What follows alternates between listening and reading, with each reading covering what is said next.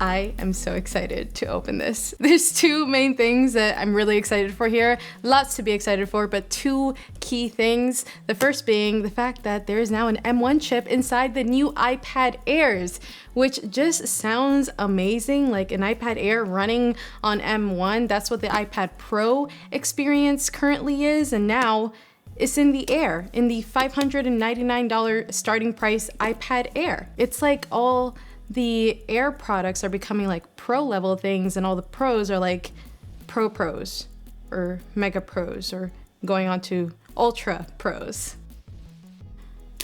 Wait, I forgot to say the second thing that I'm excited for. Okay, the second thing is the fact that we have a new blue in the lineup, this new blue color. I was so excited when I saw it in the keynote. I was like, wow, that's the one that I need in my life. I cannot wait to see what this blue looks like. If that's an indication of what the blue is gonna be like, we already know it's gonna be beautiful. That blue Apple logo there. I probably should have used a table for this unboxing. Here it is. Oh my God. The blue. I probably made a stupidest face. Oh my gosh, this blue is so nice. The previous blue iPad is so subtle. This blue is like just so much more intense. It has such a nice oomph to it. Wow, that is a beautiful blue. I kind of wish that the iPhone 13 Pro was in this blue. Let's do a quick color comparison. Yeah, this is definitely a darker, more intense blue than the 13 Pro's frosted looking blue, and I love it. Wow. Let's see what else is in the box. We have our paperwork with a lovely, oh, two big Apple stickers in there, charging cable and charging brick. It's nice that we got a brick. And before we get into powering it on, checking out how M1 life on iPad Air is, let's see the accessories here too.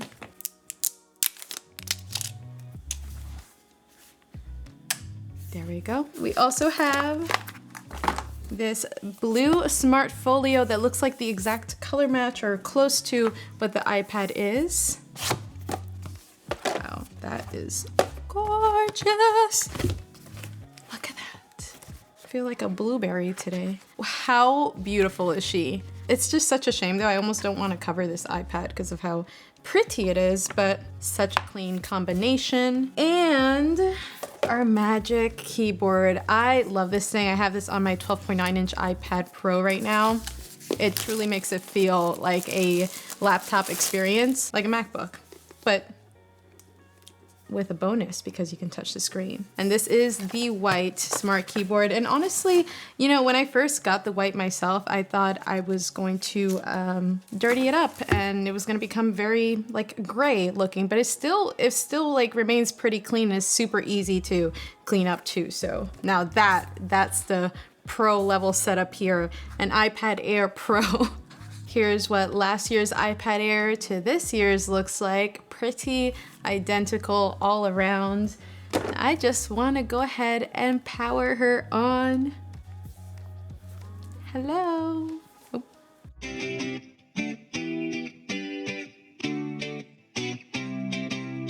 All right, we are all set up and running, and I thought it'd be cool to just jump into some of the apps that I have on my iPad Air right now, just the first few ones that I've downloaded and will be using, especially because a lot of these apps are apps that I usually use on my iPad Pro. But now, thanks to the M1 chip in here, things are gonna run just as smoothly. Going from A14 to M1 is just such an incredible jump, and even if you're coming from something previous or older or just getting into iPad, this is gonna be such a pro level experience for you. It's so exciting that something like this is just gonna be so much more accessible to creators or any pro level users out there. Being able to have that iPad Pro experience on iPad Air with iPad Air pricing is awesome. So let's just get into it and see what we have on here. This is my home screen right now. Pretty simple, not too much going on. I feel like I'll be adding a lot more down the road, but for now, just a few widgets and some of those go-to apps. The first widget is for Procreate, which is my all-time favorite drawing app on iPad. You guys know that I've been using it for years, and with Apple Pencil, it's just such a great experience. I currently have a demo artwork on display. I will be replacing that with my own, but I just thought the colors looked so good with the lovely iPad background that we currently have right now, the iPad Air little pink swirly background. Yeah, all I did to this artwork was add those blue streaks on there. Let's add some pink streaks. Maybe let's paint her nails pink. This is not my best painting job right now. Okay, she got pink nails now, we matching. But yeah, did I destroy this artwork or did I make it cooler? Let's see what it looks like on the home screen. I don't know how I feel about that. This artwork over here is actually something that I brought in for inspiration. I would love to create something similar to it, but it's actually from a Ukraine-based artist who is creating art to spread awareness of everything that's happening with the war and crisis in Ukraine. And I absolutely just love what she's doing. All her artwork is free for download as well. And I just think it's awesome that she is just spreading the word through her art. Everything that's going on right now is just absolutely devastating. So I'll definitely be leaving some links down below to where I've been donating to, and whether you guys can help out a little or even just spread the word, it is very much appreciated. It also makes me feel a sense of hope, and that to me is what art is all about, when you can feel something with it, connect to it, and also do good with it. And I just absolutely love what this artist is doing, so I will be saving that in there. Moving along, right under Procreate, I have my calendar widget, and it's reminding me that it is Jackie's birthday tomorrow. Everyone, go wish little Jackie a happy birthday because he will appreciate that very much. And next to that, I have, the everyday go-to apps, starting with camera, FaceTime, WebEx. All of those go kind of hand in hand because I've been loving the camera experience on iPad, especially with the selfie. I feel like cameras on iPads just get better and better as the years go on. In case you're wondering, this is what iPad Air selfie ultra wide video looks like. It's looking really good. The colors look great. Everything looks nice and sharp. For an iPad selfie cam, this is the front-facing camera on iPad Air, and it looks this good. Older iPad models, I feel like the cameras were kind of useless on there, but now I think I'll definitely be using this more, not only for random video clips like this, but video calls and FaceTime. Oh, especially because we get center stage on here now. It's kind of the perfect all-in-one little workstation, especially when you attach Magic Keyboard on it. I feel like it's gonna be great for that kind of stuff. Moving down to Twitter, I actually really love the Twitter experience on iPad. I know it's nothing new, but with Twitter, I usually stick to my phone or desktop or MacBook, but on here, it's actually a really nice view of everything. Let's go on to the second page now, and starting at the top, the first app there I have is the Fitness app where Fitness Plus lives, and I absolutely love Fitness Plus on iPad. As much as I love it on my TV, the iPad is such a great experience, especially when you're doing indoor cycling or treadmill. You just put your iPad on your machine and you're good to go. But I also really love it for when I'm traveling. It's a very travel-friendly setup because you can do all of these on the go as well. Right next to that, I have some entertainment apps with Apple TV Plus and YouTube. I have even more in the app library, but these are just the ones that I'm using more now.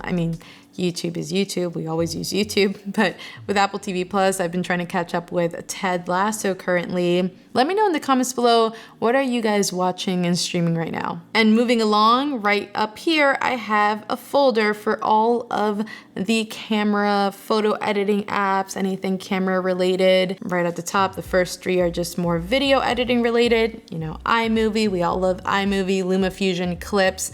LumaFusion is definitely my most used video editing app on iPad. I'm waiting for the day that Final Cut comes to iPad and iPhone. But until then, LumaFusion is also really great. I also want to do a little LumaFusion test on here before I start using it with a LumaFusion project that I completed on an iPad mini. It was the HDR vlog when I first got my iPhone 13 Pro.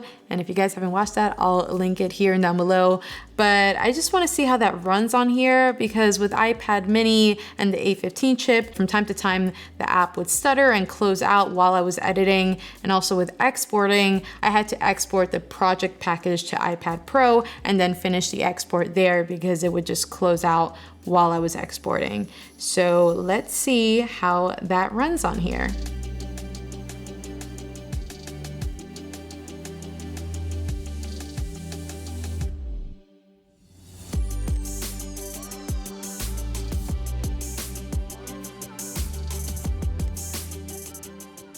Right next to LumaFusion is Clips, and I love Clips for those faster, quicker edits. It's great to edit social videos, Instagram Reels, TikToks, but yeah, Clips is a great experience on iPad as well. I had it upside down. There we go.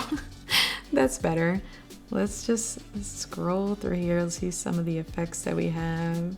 Let's keep it vivid. I like the pops of color. We got some speech to text. Little Snoopy moment. Let's just put some of these emojis on here. There's some new emojis going on. If you guys haven't updated, make sure you update. These emojis are pretty awesome. That emoji, like when you're a kid and you're watching a movie with your parents and they tell you to close your eyes, but you still peep through. That's what that is, right? Let's see that. Hello, I am speaking and recording a little clips. Having a little clips moment with some of these new emojis and Snoopy on my shoulder. Right next to that, I have Lightroom. Lightroom is such a great app on iPad. There is an iPad-friendly version of Lightroom, so make sure you download the correct one. This picture is actually from my iPhone SE thumbnail, and I already have some of those color edits applied to here. Before I brought it into Photoshop. And right now I'm just gonna use a healing brush and like remove some of these dust particles with my Apple Pencil. It just makes it such an easy edit to do.